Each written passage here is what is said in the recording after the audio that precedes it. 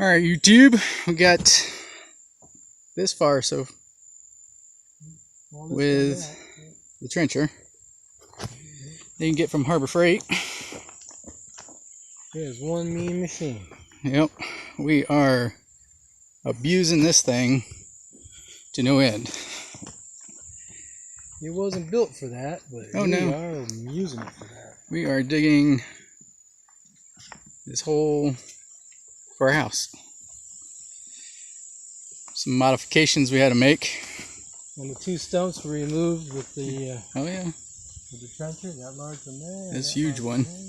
This was a beast. We cut these big old roots and pried it out with that thing. And that's number 2 over there that we just finished. All with this and a chainsaw. This motor is amazing. This is our breather adapter, because when you are doing work like this, you are not flat. You are more like this and sometimes like this. So this allows the fluid not to squirt out everywhere on you, losing all your expensive fluid. So a lot of times it'll squirt out of this hole, out of the dipstick. So by the time it squirts up and over and up again, it's not going to go anywhere. The only other issue we had with it was bending this hydraulic shaft, because we extended it too far. Yeah, we were like this. We're in this position here, and we curled the bucket. It was so strong that when it pulled the root out, that it actually bent the shaft. Yep. But of course, if you use it as a trencher, draw this in. Yep, draw it in all the way. And extend your bucket all the way, and then curl, it'll rip a root out. Yep. Without doing any damage. That was just something we learned about this machine. Yep. It is one rough, tough beast. So we ordered another ram. Well, he did. And put that on.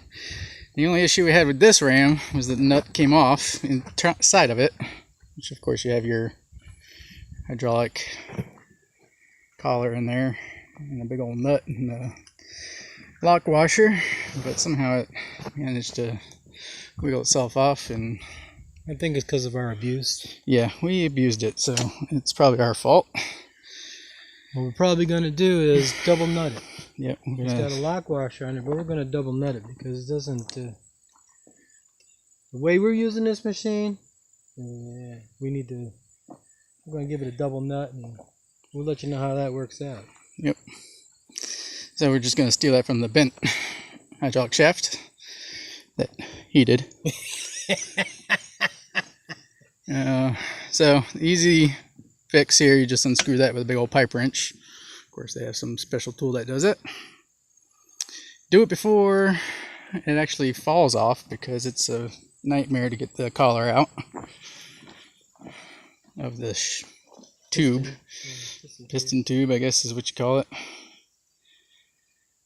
And then what you'll notice is it actually bleeds down quite quickly as you're using it. So it'll be fully extended and it'll just go on you, which is a pain in the butt trying to operate it as you're trying to maintain level without, especially if you're filling up a wheelbarrow like we've been doing.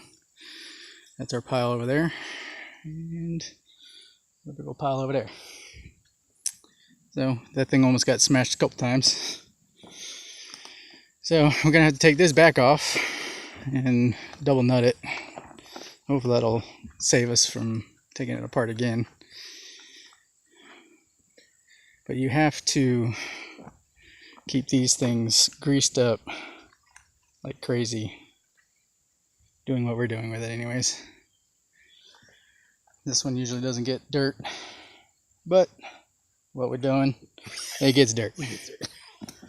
So you got these little grease ports here, which are quite a pain in the butt to inject it in there, but it doesn't snap any grease fittings off. So.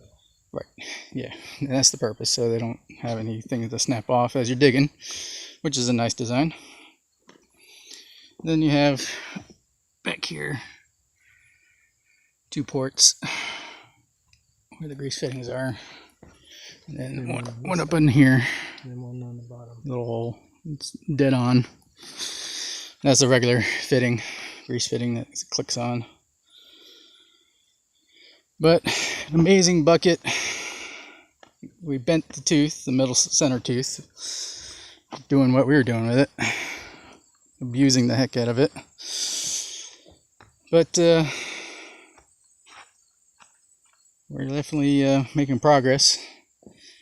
Our level board, which doesn't seem level.